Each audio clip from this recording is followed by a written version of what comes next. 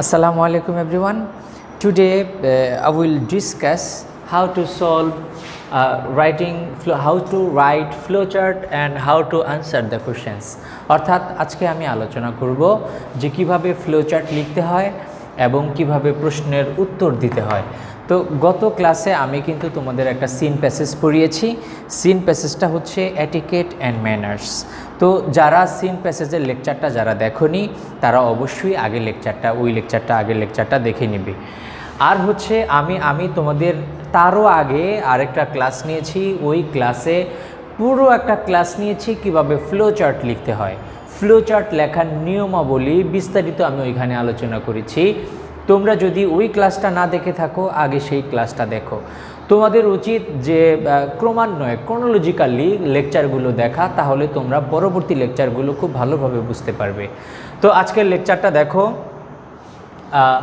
Based on your reading, যে তোমার passage reading of the passage রিডিংয়ের উপর ভিত্তি করে মেক শর্ট নোট তৈরি করতে হবে in each of the boxes, প্রত্যেকটা বক্সে ইন দ্য ফ্লোচার্ট এই showing the etiquette and manners, অর্থাৎ আচরণ, শিষ্টাচার এবং বিনয় নম্রতা, এগুলো ওয়ান মাস্ট ফলো, যে একজনকে যেগুলো অনুসরণ করতে হয় অ্যাকর্ডিং টু দ্য প্যাসেজ অনুসারে। One has been done for you, একটা তোমার জন্য করে দেওয়া হয়েছে। Greeting elders and visitors at home. দেখো তোমরা এটার অর্থটা বুঝছো? এখানে তোমাকে বলা হয়েছে যে তুমি সিন প্যাসেজটা পড়ার পরে তুমি এই সিন প্যাসেজটার মধ্যে তুমি কি পেয়েছো, যে শোয়িং। দেখো আমি বারবার বলেছি যে শোয়িংয়ের পর থেকে সবচেয়ে ইম্পর্ট্যান্ট বিষয়বস্তুটা এখানে তোমাকে দেখতে হবে যে এই সিন প্যাসেজের মধ্যে কি কি এটিকেট অ্যান্ড ম্যানার্স রয়েছে যেটা একজনকে ফলো করতে হয়। প্রথমটা দেওয়া আছে, দেখো গ্রিটিং করতে হয়। হ্যাঁ, এখানে তোমার দেওয়া আছে সিন প্যাসেজটা, তোমরা বইটা খুলে বসো আমার সাথে সাথে। দেখো এখানে প্রথমে বলা হয়েছে as a child you must have been told to greet your elders. দেখো একদম প্রথম সেন্টেন্সটাই রয়েছে যে greet your elders and visitors to your home. তাহলে দেখো, আর এখানে প্রশ্নে কি দেওয়া আছে, গ্রেটিং এল্ডার্স, তার মানে এখানে ভার্বের আইএনজি ফর্ম দিয়ে দেওয়া। তাহলে তুমি পরবর্তী যে ফ্লোচার্টগুলো করবা এগুলো ভার্বের আইএনজি ফর্ম দিয়ে তোমাকে করতে হবে। তাহলে দেখো প্রথমে কি কি এটিকেট অ্যান্ড ম্যানার্স তুমি পেলা, যে greeting elders and visitors at home, অর্থাৎ তোমার যে বড়োদেরকে তোমার মানে অ্যাকর্ডিং টু ইউর কালচার, যে তুমি যদি মুসলিম হও তাহলে তুমি সালাম দিবা তোমার বড়রা যখন ঘরে প্রবেশ করবে অথবা যখন গেস্ট আসবে। আর তুমি যখন অন্য ধর্মের হও তাহলে সেই ধর্ম অনুযায়ী তুমি সম্ভাষণ জানাবা। তাহলে প্রথমে আমরা এখানে পেলাম কি, যে greet your elders and visitors. তাহলে চলো আমরা সিন প্যাসেজটা পড়া ট্রাই করি, আর হচ্ছে আমরা দেখি যে আর কি ধরনের এটিকেট ম্যানার্স এখানে রয়েছে। এখানে দেখো দ্বিতীয় লাইনটা বলা হয়েছে you must also have been taught to be polite in company. দেখো তাহলে তুমি যখন বন্ধুদের সাথে থাকবা তখন তোমাকে পোলাইট হতে হবে। তাহলে দেখো এখানে বলা আছে বি পোলাইট ইন কোম্পানি, তাহলে বি তোমাকে ভার্বের আইএনজি ফর্ম করতে হবে, তাহলে বিং পোলাইট ইন কোম্পানি। তাহলে তুমি নাম্বার 2তে দিতে পারো বিং পোলাইট ইন কোম্পানি, অর্থাৎ তুমি যখন তোমার বন্ধুদের সাথে থাকবা অথবা অন্য কোনো মানুষের সাথে থাকবা তখন তোমাকে পোলাইট হতে হবে।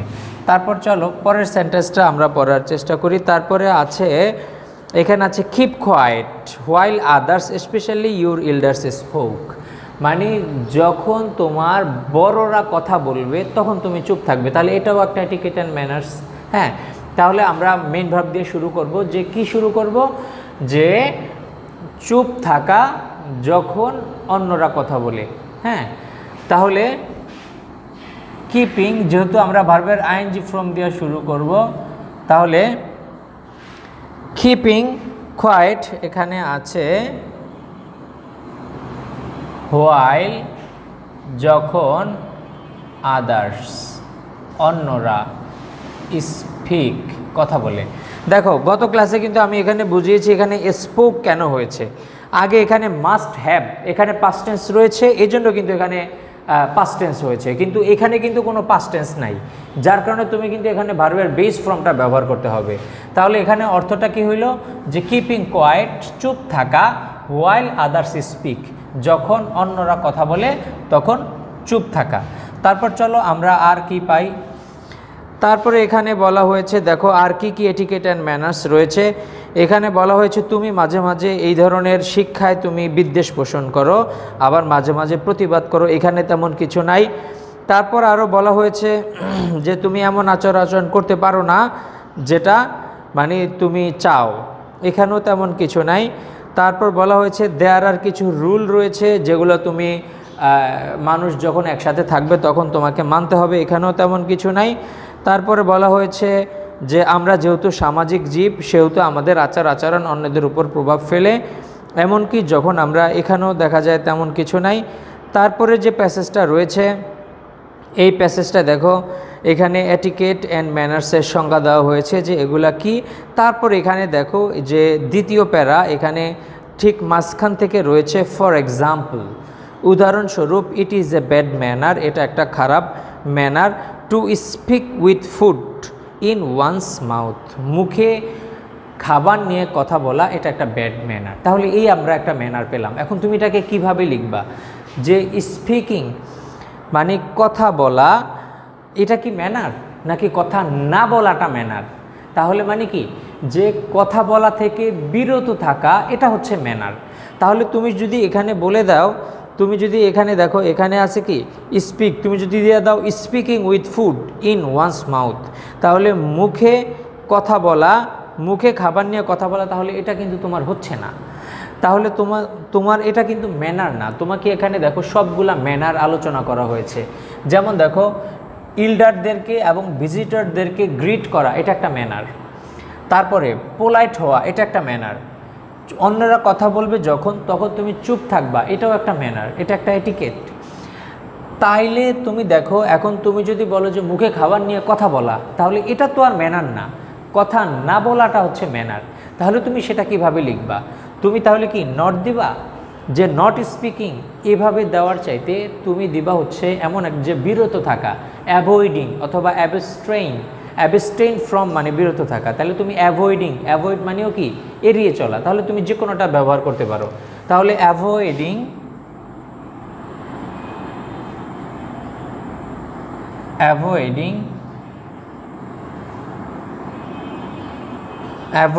অ্যাভয়েড করা, কি অ্যাভয়েড করা? Avoiding speaking with food in mouth. এবার খেয়াল করো আমি অ্যাভয়েডের পরে আবার আইএনজি ফর্ম কেন দিয়েছি। শোনো, অ্যাভয়েড এমন একটা ভার্ব যেটার পরে সবসময় ভার্বের আইএনজি ফর্ম জেরান ব্যবহৃত হয়। সেটা যদি তুমি না বোঝো আরও বোঝো, অ্যাভয়েড বিরত থাকা। কি বিরত থাকা? এটা বিরত থাকা, তাহলে এটা অবজেক্টের স্থলে আছে। আর আমরা জানি অবজেক্টের স্থলে যদি কোনো ভার্ব থাকে সেক্ষেত্রে সেটাকে আইএনজি ফর্ম করতে হয়, যার কারণে অ্যাভয়েডিং স্পিকিং দুইটাই আইএনজি ফর্ম হয়েছে। এই অ্যাভয়েডিং হয়েছে এখানে গ্রিটিং, বিং, কিপিং, অ্যাভয়েডিং, এই কারণে অ্যাভয়েডিংকে তুমি আইএনজি ফর্ম করেছো। আর এই অ্যাভয়েডিংয়ের অবজেক্টটা হচ্ছে স্পিকিং, যার কারণে তুমি এই ভার্বটাকে আইএনজি ফর্ম করেছো। তারপর দেখা যাক আর কি আছে। আমরা এখানে আর কোনো ম্যানার নিয়ে আলোচনা নাই। এখানে বলা হয়েছে যে একজন ব্যাড ম্যানার ব্যক্তিকে কেউ পছন্দ করে না। আরও তোমার মনে রাখতে হবে যে বিভিন্ন কালচার, বিভিন্ন সমাজের বিভিন্ন ভিন্নতার কারণে এটিকেট অ্যান্ড ম্যানার্স ভিন্ন ভিন্ন হতে পারে। তারপর আরও বলা হয়েছে যে আমরা যে আমাদের পরিবার থেকে, আমাদের বাবা মা থেকে এবং বিভিন্ন ইনস্টিটিউশন থেকে আমরা এটিকেট অ্যান্ড ম্যানার্স শিখে থাকি। কিছু নিয়ম রয়েছে যে বিভিন্ন সোশ্যাল অকেশনসে ইম্পর্টেন্ট টু লার্ন, এগুলা দেখা যায় আমাদের শিখতে হবে। হ্যাঁ, তাহলে এখানে দেখো তুমি এখানে দিতে পারো যে learning and practising manners in everyday life, এটা তুমি দিতে পারো, যে কারণ এটা একটা এটিকেট অ্যান্ড ম্যানার্সের মধ্যে পড়ে। দেখো আবার এখানে তোমার কি রয়েছে, ম্যানার্স দ্যাট আর কারেক্ট, যেটা সঠিক। উইডিং রিসিপশনে যেটা কারেক্ট, যেটা আবার ডিবেটিং ক্লাবে সেটা কারেক্ট না। তাহলে therefore we have to be careful, এই যে এখানে একটা চমৎকার কথা রয়েছে যে তোমাকে সতর্ক হতে হবে, এটিকেট অ্যান্ড ম্যানার্স সম্পর্কে তোমাকে সতর্ক হতে হবে। তাহলে মানে সতর্ক হওয়া, তোমার আচার আচরণের ব্যাপারে, তাহলে এটাও কিন্তু একটা ম্যানারের মধ্যে পড়ে। তাহলে তুমি এখানে কি দিতে পারো, যে এখানে আছে বি কেয়ারফুল, তুমি দিবা হচ্ছে বিং কেয়ারফুল, যেহেতু ভার্বের আইএনজি ফর্ম করতে হবে, বিং কেয়ারফুল about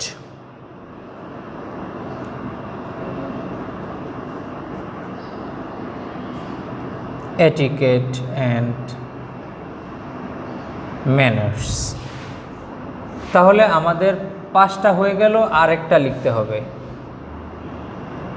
দেখো আর কি আছে, তারপর বলা হয়েছে we know how important to say is a, মানে তোমার প্লিজ, থ্যাংক ইউ, এগুলো বলাও কিন্তু এগুলো একটা ম্যানার। প্রতিদিন তুমি এভরিডে লাইফে তুমি মানে কাউকে কোনো কিছু অনুরোধ করার জন্য তুমি প্লিজ বলবা, কেউ যদি তোমাকে কোনোভাবে সাহায্য করে তাহলে তুমি থ্যাংক ইউ বলবা। তাহলে সেক্ষেত্রে তুমি বলতে পারো যে saying please and thank you in everyday life. হ্যাঁ, তাহলে এটাও একটা তোমার ম্যানারের মধ্যে পড়ে। তাহলে তুমি এখানে দিয়ে দিতে পারো সেইং, তুমি এই যে আরও কিছু আছে যে please, thank you, excuse me, may I, pardon me, হ্যাঁ, এগুলো আসলে পোলাইট এক্সপ্রেশন। হ্যাঁ, তাহলে তুমি এগুলাকে একসাথে তুমি বলতে পারো যে পোলাইট এক্সপ্রেশন। হ্যাঁ, তাহলে saying polite expression, saying polite, এই কথাটা কিন্তু তোমাদের সিন প্যাসেজের মধ্যেই রয়েছে যে পোলাইট এক্সপ্রেশনগুলো বলা ইন এভরিডে লাইফ। হ্যাঁ, তাহলে in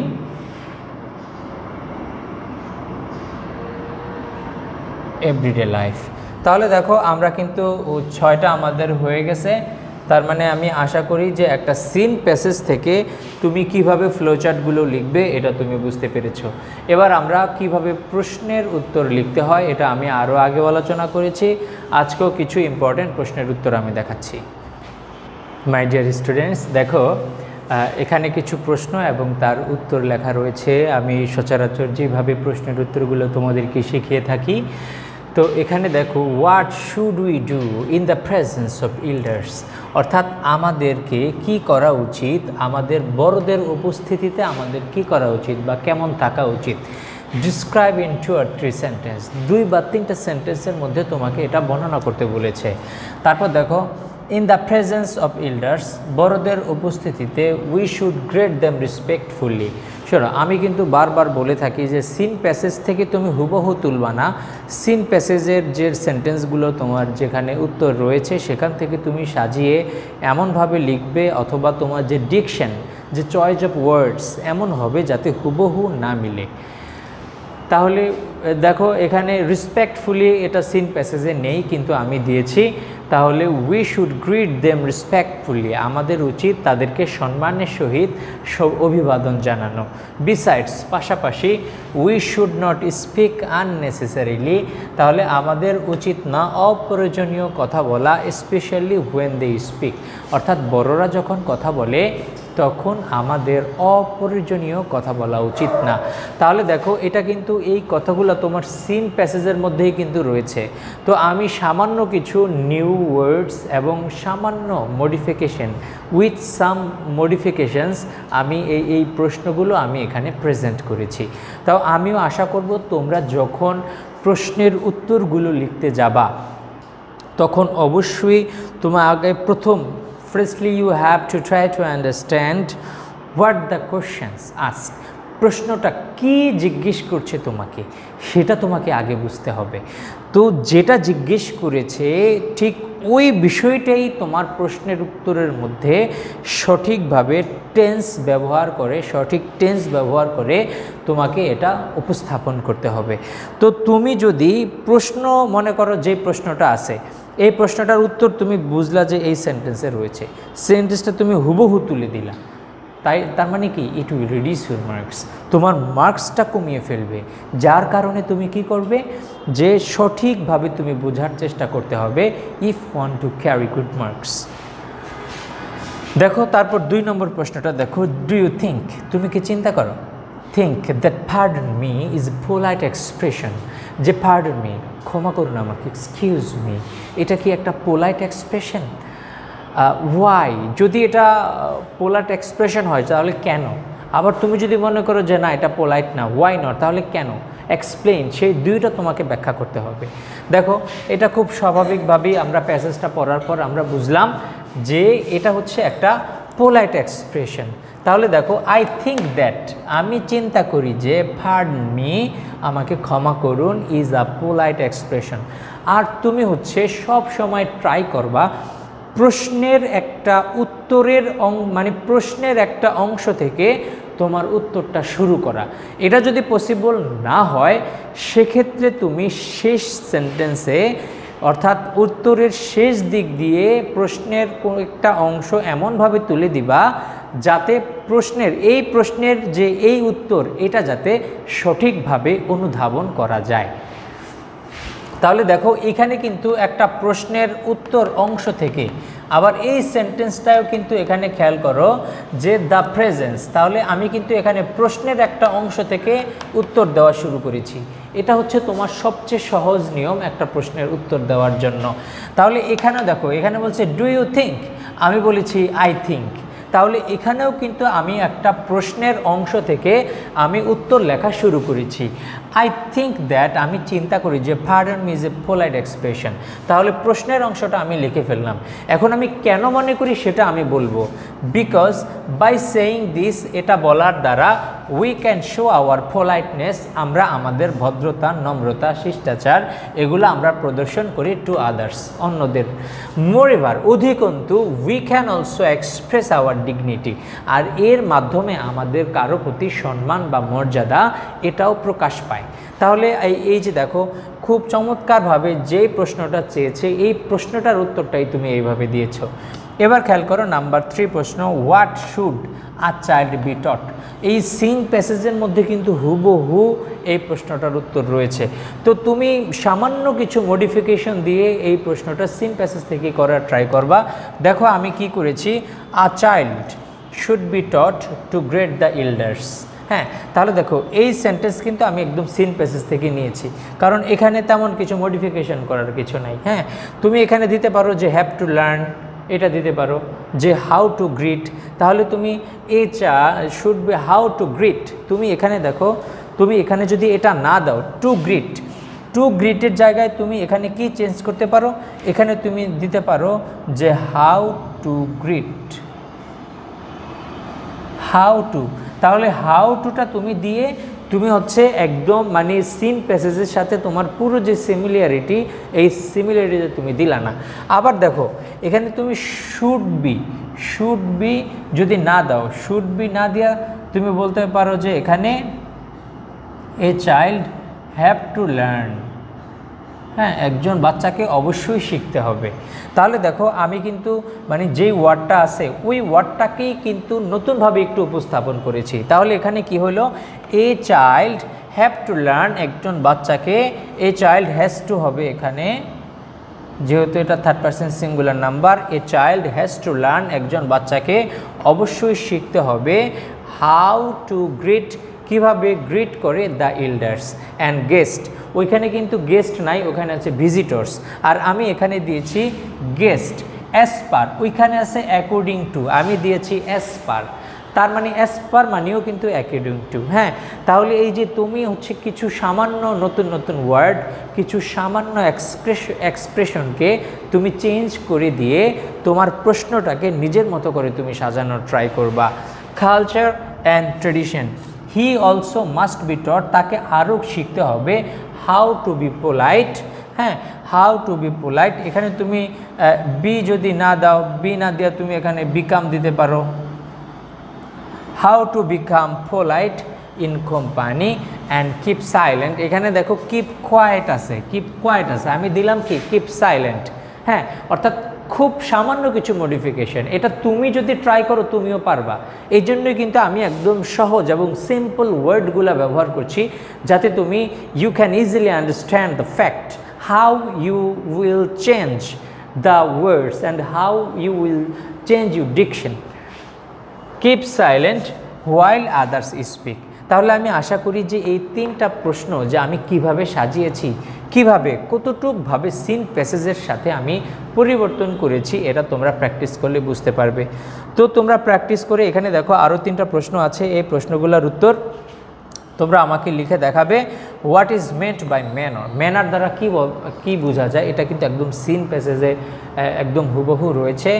write an example of the bad manner. দেখো আমি যদি এটা বুঝাই তাহলে এখানে খেয়াল করো, এখানে কিন্তু রয়েছে যে ম্যানার মিন্স, তাহলে তুমি ম্যানার মিন্স দিবা না, তুমি দিবা যে ম্যানার স্ট্যান্ডস ফর, মানে বলতে বোঝায় বা refers to the behaviour that is considered. তুমি এখানে দিতে পারো that can be considered two be polite in a particular society in culture. তাহলে এটা ভালো বা খারাপ হতে পারে, তুমি দিতে পারো। তাহলে উদাহরণস্বরূপ ফর এক্সাম্পল, হ্যাঁ তুমি ফর এক্সাম্পল না দিয়ে তুমি দিতে পারো যে ফর ইনস্ট্যান্স, হ্যাঁ এটা দিয়ে দিতে পারো। তারপর it is a bad manner to speak food, হ্যাঁ তাহলে তুমি এটা এখানে তেমন কিছু পরিবর্তন করার নেই, তুমি এটা এখানে দিয়ে দিতে পারো। তাহলে এই প্রশ্নটার উত্তর আমাদের হয়ে গেল why we should avoid by the rules of behaviour. এটা কিন্তু সিন প্যাসেজের শেষের দিক থেকে কিন্তু রয়েছে যে কেন আমাদেরকে অনুসরণ করতে হবে, অ্যাভয়েড বাই অনুসরণ করতে হবে দ্য রুলস অফ বিহেভিয়ার, যে আচরণের যে নিয়মকানুনগুলো রয়েছে এগুলো কেন আমাদেরকে ফলো করতে হবে, এটা শেষে এখানে রয়েছে, এগুলো তোমরা আমাকে লিখে দেখাবে। Manners depends on culture and tradition describe. দেখো এই ধরনের একটা প্রশ্ন যে সিন প্যাসেজ থেকে একটা লাইনটা তুলে দেওয়া থাকে এবং সেখান থেকে তোমাকে উত্তর করতে বলা হয়, এগুলা প্রায়ই এসে থাকে। তাহলে এটা তুমি ট্রাই করো।